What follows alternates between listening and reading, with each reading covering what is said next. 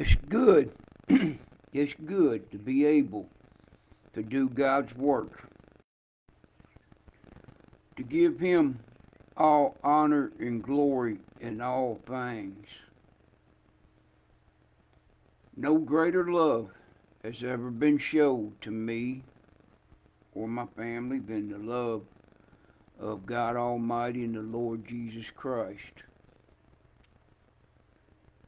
When I couldn't even love myself, didn't even like myself, Jesus loved me. Saved my soul and give me a better place to go when my life's over here and I'm called out of this world. I'm going home to heaven. By the grace of God and the love of God, on a Friday night during a July revival, the Lord saved my soul. And give me that one-way ticket to the promised land. He forgave me when I couldn't even forgive myself. When I was broken and when I just couldn't do nothing right, it seemed like. And when everybody seemed to turn their back on me, the Lord had mercy on me. When Jesus was on the cross, I and you were on His mind. And He forgive us, even though we weren't even born into this world yet. He forgive us. In the writing of Luke, the 34th verse of the 23rd chapter, then said Jesus, Father, forgive them, for they know not what they do. And they parted His raiment and cast lots. When He was on the cross, we were on His mind. He came not to destroy, but to seek and to save.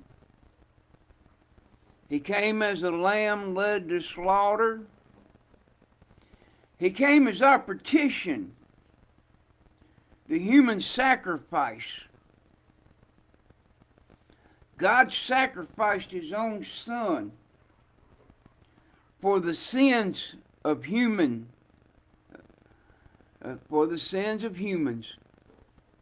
We broke the laws. We broke the commandment. The first man was Adam. God put him in a place where that he had no needs or desires. Everything that he ever could have wanted or needed was right there and was prepared and given unto him. But because of Satan, the old devil, the old serpent, the old dragon, whatever you want to call him,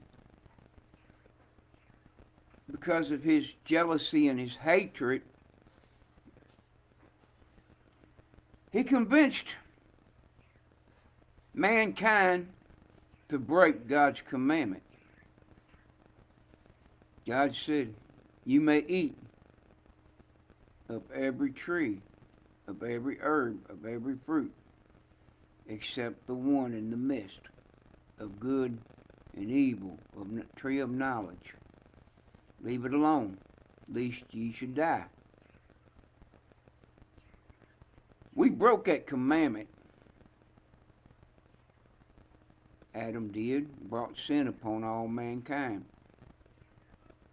But God still loved us, those that He created in His image and His likeness, when He should have just destroyed the whole world and started all over again by the way things are today.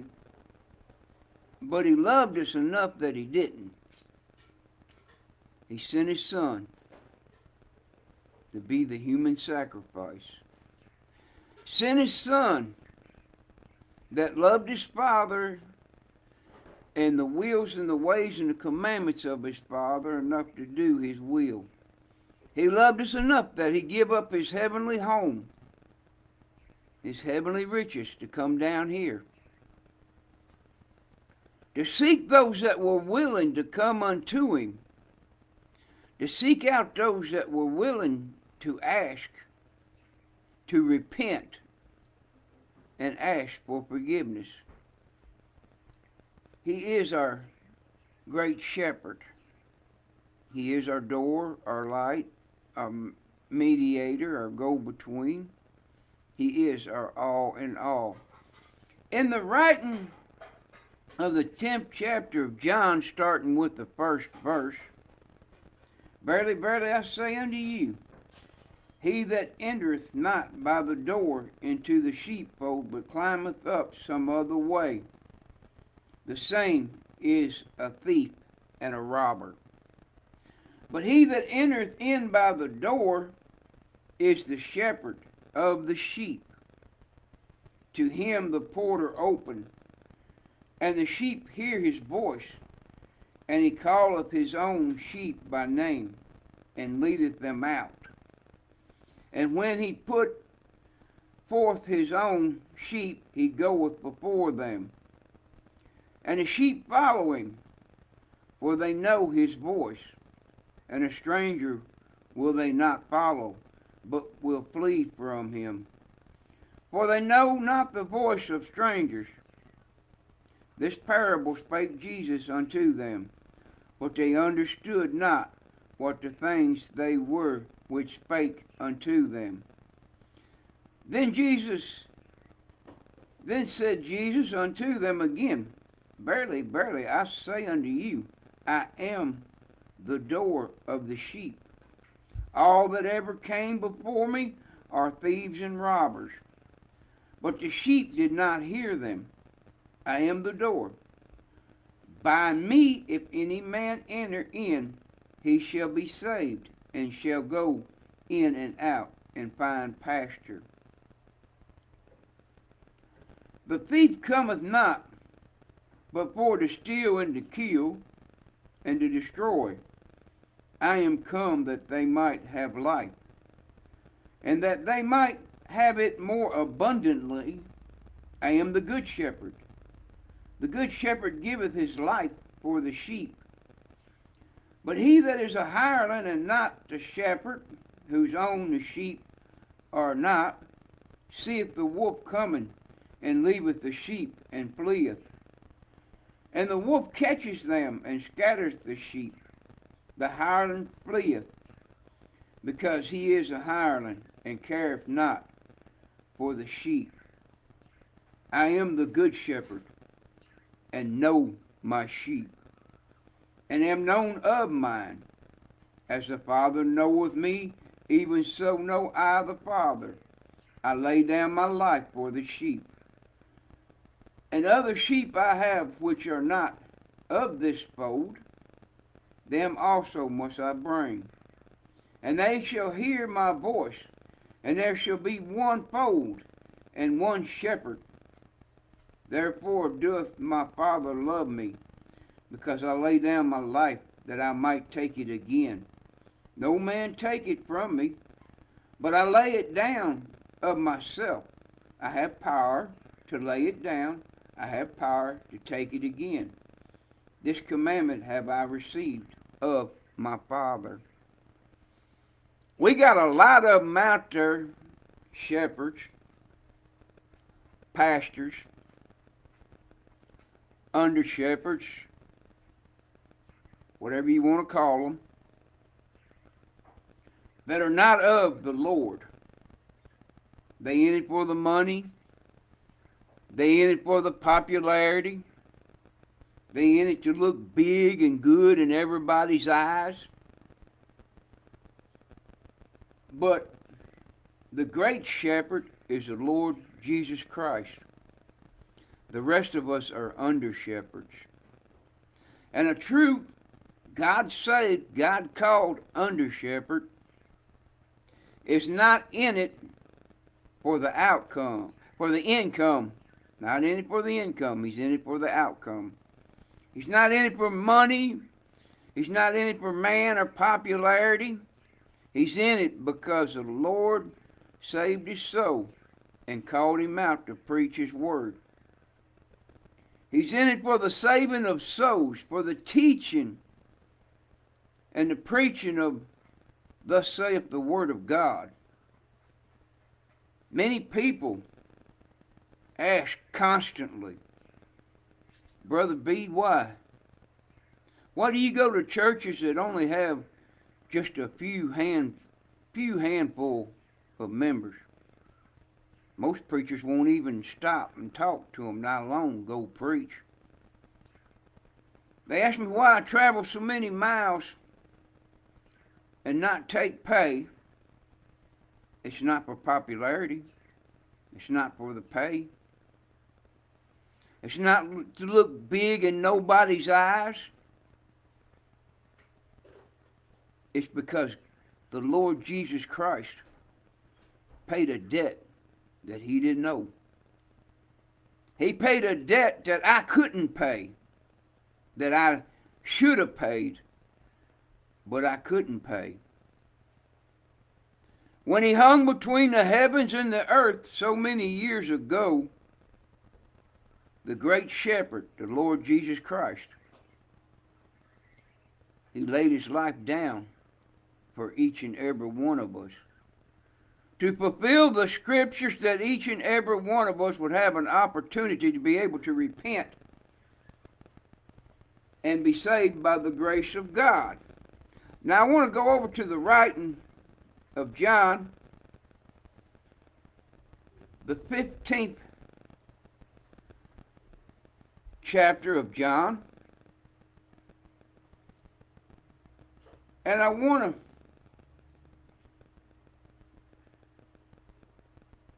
start with the first verse. I am the true vine, and my Father is the husband. Every branch in me that beareth not fruit, he taketh away.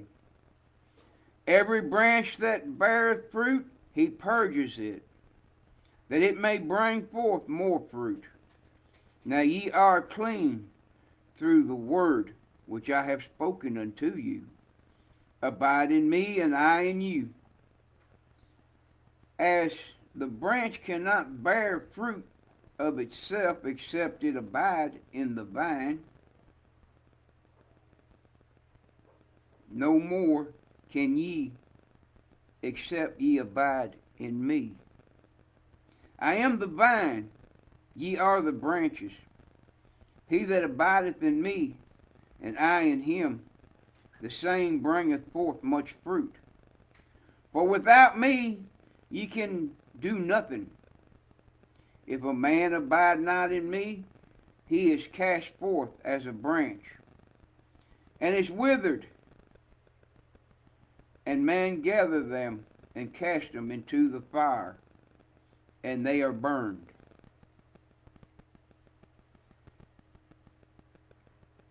If ye abide in me, and my words abide in you, ye shall ask what ye will, and it shall be done unto you. Herein is my Father glorified, that ye bear much fruit. So shall ye be my disciples, as the Father hath loved me, so have I loved you. Continue ye in my love. If ye keep my commandments, ye shall abide in my love, even as I have kept my Father's commandments and abide in his love. When I was down and out and broken beyond help,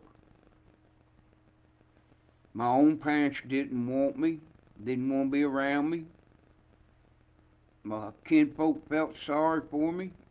And I'm not saying this to look big in nobody's eyes. I'm not saying this to gain no popularity, by no means.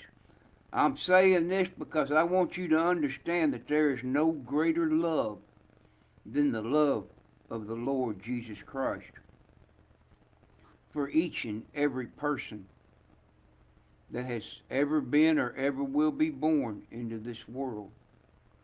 For he came as a lamb led to slaughter, knowing that he'd be sacrificed for our sins, for our wrongdoings, knowing that his own that he was chosen would turn against him, would lie on him, beat him, spit on him, betray him. The Bible teaches in the writing of John, the 15th chapter, the 13th verse, greater love have no man than this, that a man lay down his life for his friends. There's many that lay their lives down every day, but they get paid for it. It's part of their job. And I respect them highly for it. I give them praise for it. Those that's in law enforcement, those that's in the military, first responders, people that work in the hospitals and so forth as all that.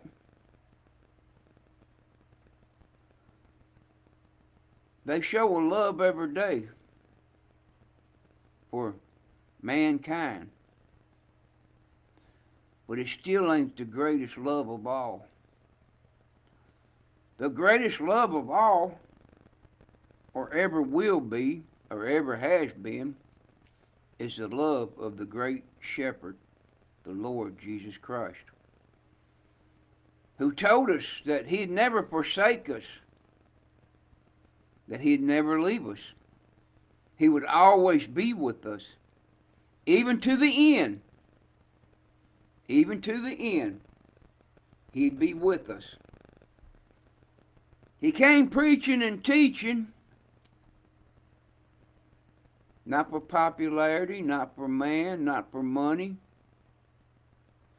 but for the saving of souls, for the teaching and the preaching of his heavenly Father's wills and ways, thus saith the word of God.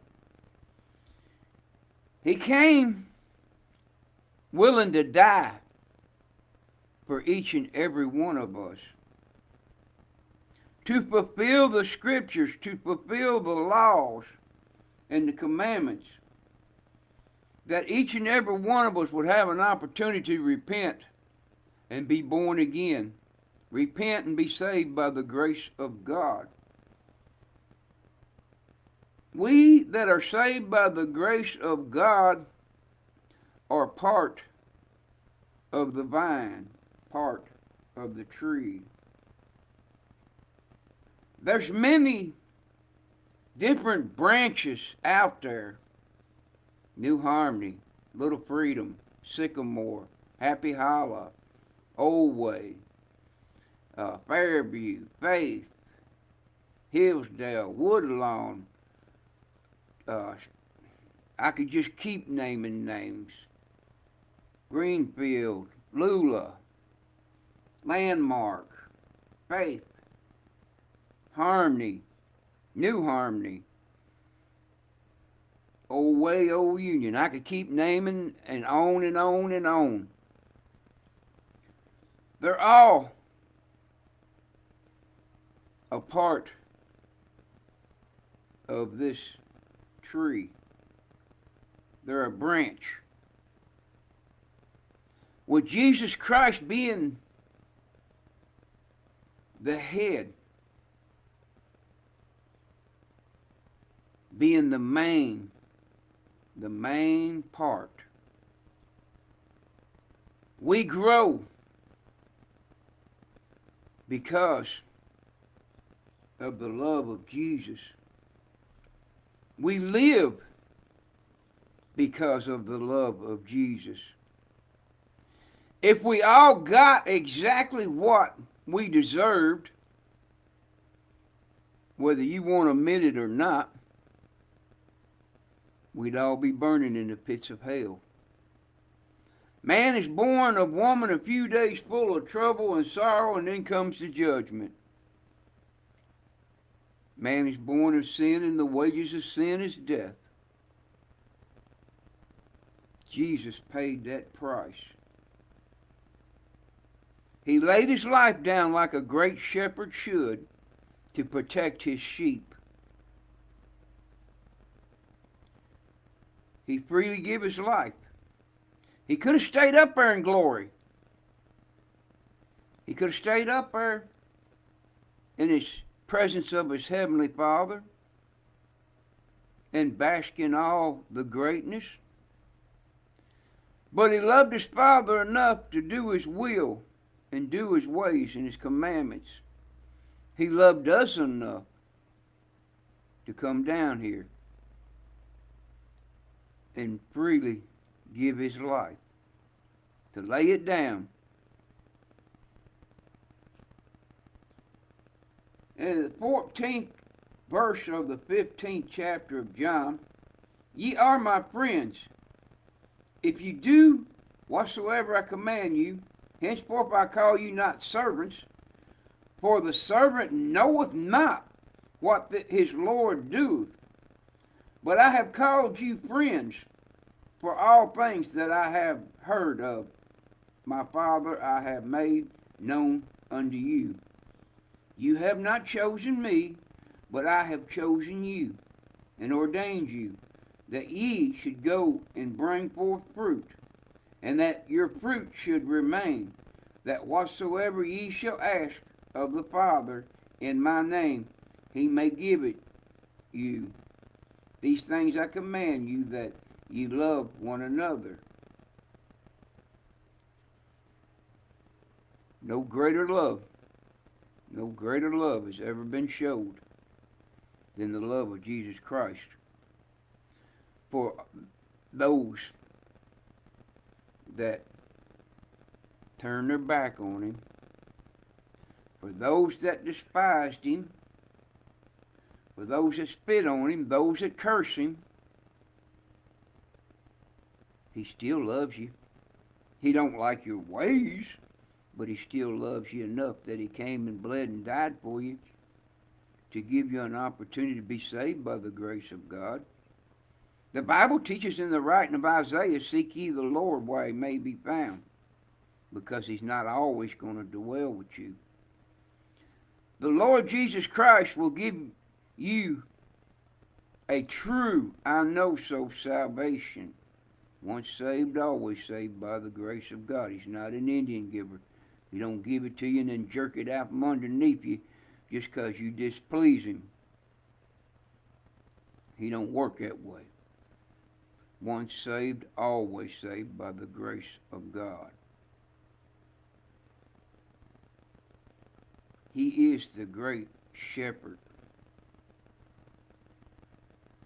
who freely laid down his life, that each and every one of us would have a place to go when we leave this world, when we're called out of this world. He says, ye are my friends, if ye do whatsoever I command you. Henceforth I call you not servants, for his servants knoweth not what his Lord doeth, but I have called you friends. You know, I've had many acquaintances throughout my life. I've lived in more states. It'd probably be easy to tell you what states I didn't live in than it would be to tell you what states I did live in. And that includes Canada and across the border in Mexico on a chicken ranch. But the point I'm trying to get to is I got many associates, acquaintances. I got some that I've called friends, that were true friends, that stuck with me when nobody else would. A lot of people are like a hireling. They'll tell you that you're their friend as long as you supply their needs, their wants. Not everybody that says they're your friend is truly your friend. A lot of them are users and abusers. Been left on the side of the road many a time by those that call me their friend, but when trouble hit, they run and left me there by myself. Nobody there but just me and Jesus, because Jesus watched over me. You say, how is that, Brother B? How do you know he watched over you? I'm still alive. I'm still breathing. I've been beaten, left for dead. I've been shot. I've been cut. Been drugged. But through it all, the Lord has always stood with me, watched over me and protected me, even when my own parents and kinfolk wouldn't. When those that claim to be friends, now I've got a few friends that have stuck with me over the last probably close to or so over 60 years, that have hung in there with me and tolerated me. And believe me, you can ask my wife, I ain't the easiest man to get along with. I ain't the easiest man to deal with, especially if you upset me. But the Lord watched over me and saw me through many things and many times that a lot of people didn't live through. That's the reason why I say there is no greater love than the love of the Lord Jesus Christ. Because when I couldn't even love myself, he loved me. When I couldn't forgive myself for the things I've done and things I've said, he forgave me. Saved my soul at age of 8-year-old.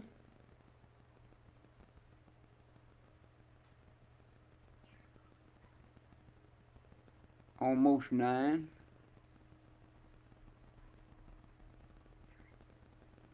Called me out to preach somewhere between the ages of the last of my 12th year and the first part of my 13th year. He called me out to preach.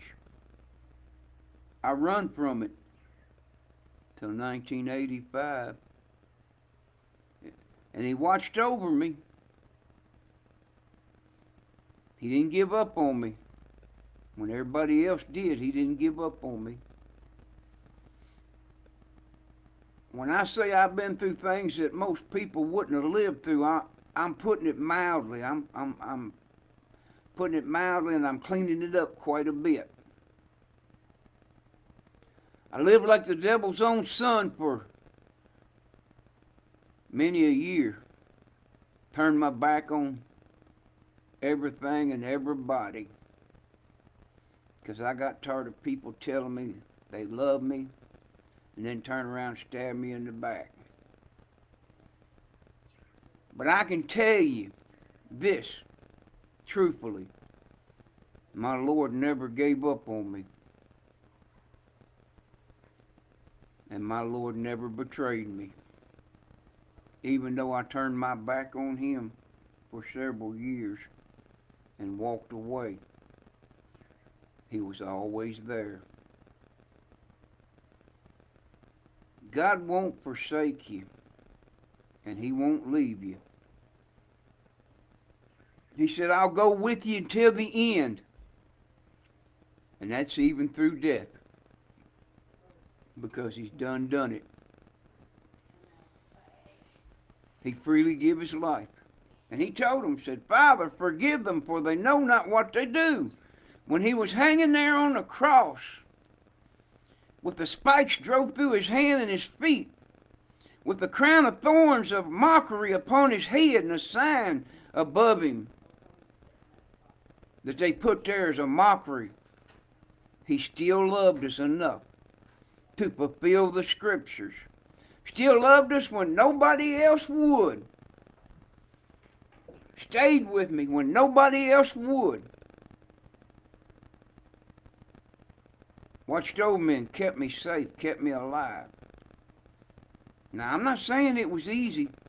I'm not saying I didn't go through a lot of pain and a lot of punishment and a lot of troubles, trials, and tribulations that I wouldn't have had to if I'd have just done what he told me to do in the first place. So if God's called you out to preach, you better get about it, because you're going to eventually do it, or he's going to take you home.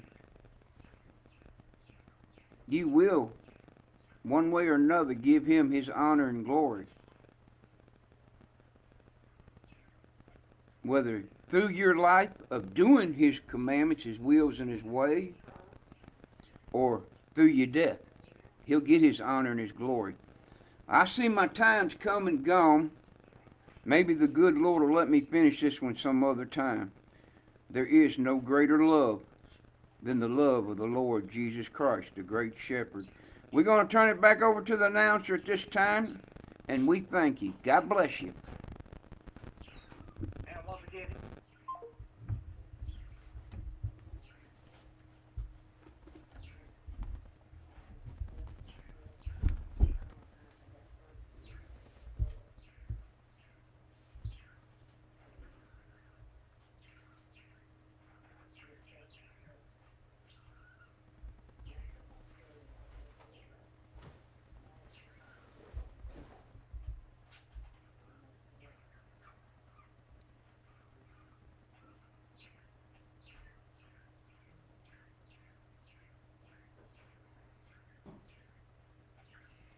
She sent you a video.